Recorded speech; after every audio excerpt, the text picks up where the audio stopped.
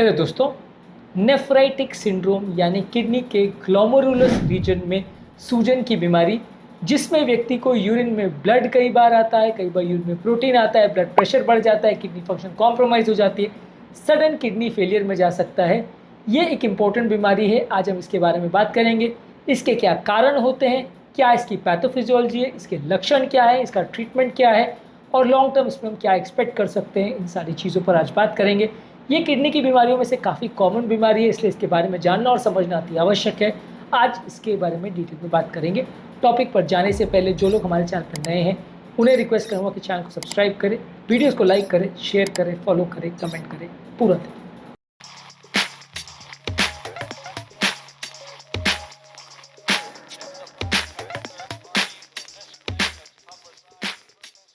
सबसे पहले nephritic syndrome का मतलब है कि किडनी के ग्लोमेरुलस वाले पोर्शन में सूजन होगी, जो कि एक छोटा सा कप जैसा फिल्टरिंग यूनिट होता है, जिसमें से सारा वेस्ट प्रोडक्ट जो है इकट्ठा होके वहाँ पे फिल्टर होता है। सारा ब्लड वहाँ पे पहले नलियों के द्वारा भर जाता है, उसके बाद वहाँ पे कप से फिल्टर होता है, एक छलनी जैसे ही समझ लीजिए। वहाँ से ब्लड फिल्टर होता है और बाद में फिर जो उसमें ज़रूरी चीज़ें वो रीअब्जॉर्ब हो जाती है, वेस्ट प्रोडक्ट्स है वो निकल जाने दिया जाता है। तो ये बीमारी के दो इंपॉर्टेंट कारण हो सकते हैं, एक प्राइमरी ग्लोमेरुलोनेफ्राइटिस और सेकेंडरी ग्लोमेरुलोनेफ्राइटिस। प्राइमरी ग्लोमेरुलोनेफ्राइटिस यानी किडनी के अंदर डायरेक्ट एंटीबॉडी की वजह से सूजन आ जाए, इसमें सबसे कॉमन टाइप है IgA नेफ्रोपैथी।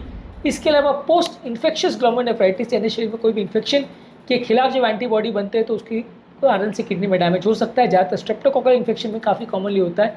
इसके अलावा मेम्ब्रेनो प्रोलिफरेटिव ग्लोमेरुलोनेफ्राइटिस और रैपिडली प्रोग्रेसिव ग्लोमेरुलोनेफ्राइटिस, ये सारे अलग अलग तरह के टाइप्स हैं। इनके बारे में अलग से वीडियोज़ कर सकते हैं, पर बेसिकली इनको प्राइमरी ग्लोमेरुलोनेफ्राइटिस की कैटेगरी में रखा जाता है।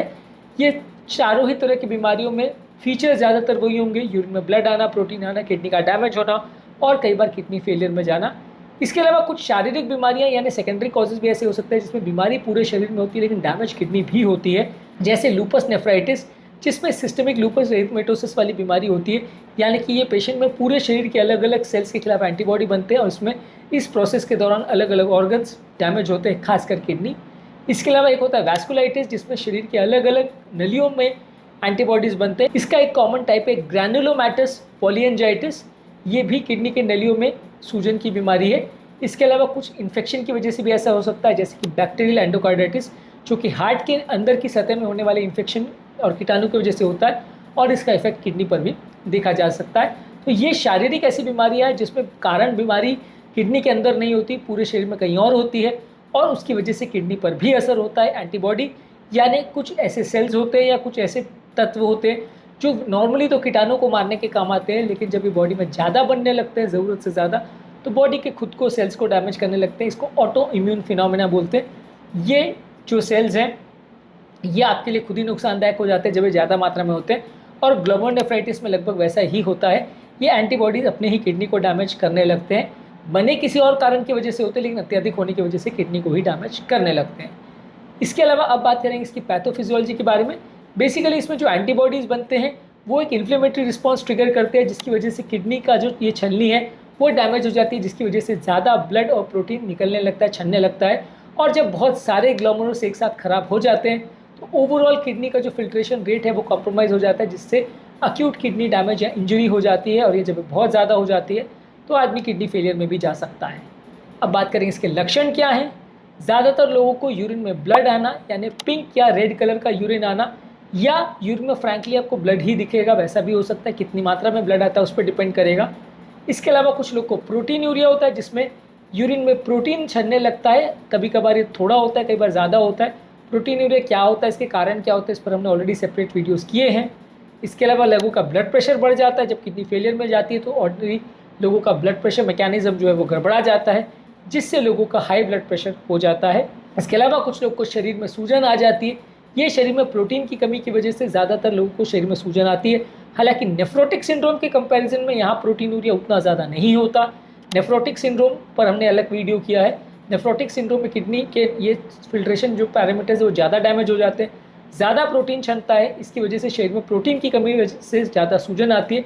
नेफ्राइटिक सिंड्रोम में भी किडनी डैमेज होती है लेकिन प्रोटीन उतना ज़्यादा नहीं क्षमता, इसकी वजह से ये सूजन उतना ज़्यादा नहीं आती। नेफ्राइटिक सिंड्रोम और नेफ्रोटिक सिंड्रोम में ये सबसे इंपॉर्टेंट डिफरेंस है। इसको डायग्नोज कैसे करेंगे? सबसे पहले हम यूरिन की जांच करेंगे, उसमें ब्लड सेल्स आ रहे हैं या प्रोटीन आ रहा है, तो ये इंपॉर्टेंट है इसको पता करने के लिए कि नेफ्राइटिक सिंड्रोम हो सकता है।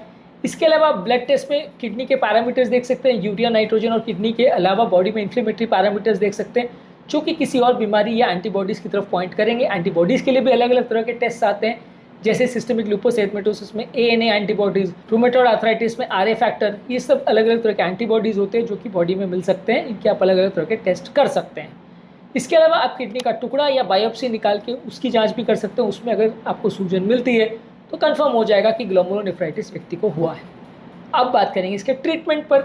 ट्रीटमेंट यूजुअली जो है, जो कारण जिसकी वजह से एंटीबॉडी बन रही है उसका आपको ट्रीटमेंट करना पड़ेगा।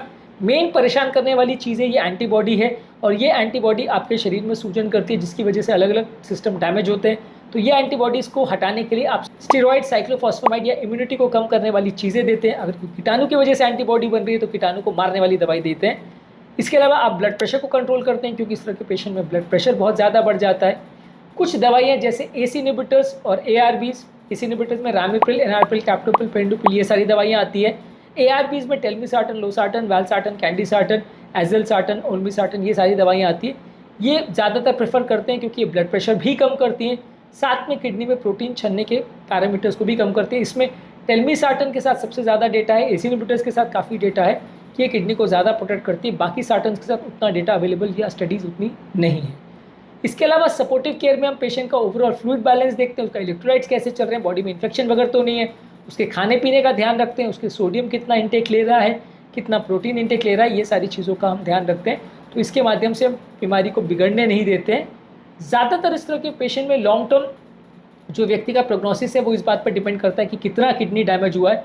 यदि किडनी का डैमेज बहुत ज़्यादा हुआ है तो व्यक्ति की कंडीशन आगे जाके बिगड़ सकती है। यदि डैमेज बहुत ज़्यादा नहीं हुआ है तो व्यक्ति की कंडीशन कुछ दिनों के बाद अपने आप ठीक हो जाएगी। कुछ परसेंट पेशेंट में जहाँ किडनी बहुत ज़्यादा डैमेज हो गई वहाँ क्रॉनिक किडनी डिजीज़ में पेशेंट चला जाएगा और परमानेंट किडनी डैमेज पे चला जाएगा, वहाँ उनको लॉन्ग टर्म डायलिसिस की ज़रूरत पड़ सकती है। पर ये इस बात पर डिपेंड करता है कि कितना किडनी डैमेज हुआ, कितना अग्रेसिव ट्रीटमेंट किया और दवाइयाँ और थेरेपी को पेशेंट ने कैसा रिस्पॉन्ड किया। तो बेसिकली समरी ये है कि नेफ्राइटिक सिंड्रोम एक ऐसी बीमारी है जहाँ किडनी के ग्लोमेरुलस में इन्फ्लेमेशन हो जाता है, जिसका कारण ज़्यादातर एंटीबॉडी होते हैं, जिसकी वजह से ब्लड आता है, यूरिन में प्रोटीन आता है, BP बढ़ जाता है और शरीर में सूजन आने लगती है, और कई बार ये किडनी को डैमेज भी करता है, जिसकी वजह से किडनी फेलियर हो सकता है। यदि सही समय पर सही तरह से ट्रीटमेंट किया जाए तो ज़्यादातर पेशेंट्स की किडनी को इम्प्रूव कर सकते हैं। यदि ट्रीटमेंट ना किया जाए या लापरवाही बरती जाए तो किडनी डैमेज हो सकती है, जिसमें पेशेंट को जान का खतरा हो सकता है। आज के टॉपिक में हमने बात करी नेफ्राइटिक सिंड्रोम के बारे में। नेफ्राइटिक सिंड्रोम क्या होता है, किसको होता है, कब होता है, और इसके बारे में हमने बात करी। इसके अलावा नेफ्रोटिक सिंड्रोम और किडनी के बाकी सूजन की बीमारियों पर हमने अलग वीडियोस किए, ये भी आप हमारे चैनल पर चेकआउट कर सकते हैं। टॉपिक एंड करने से पहले जो लोग हमारे चैनल पर नए हैं उन्हें रिक्वेस्ट करूँगा कि चैनल को सब्सक्राइब करें, वीडियोज़ को लाइक करें, शेयर करें, फॉलो करें, कमेंट करें, पूरा देखें।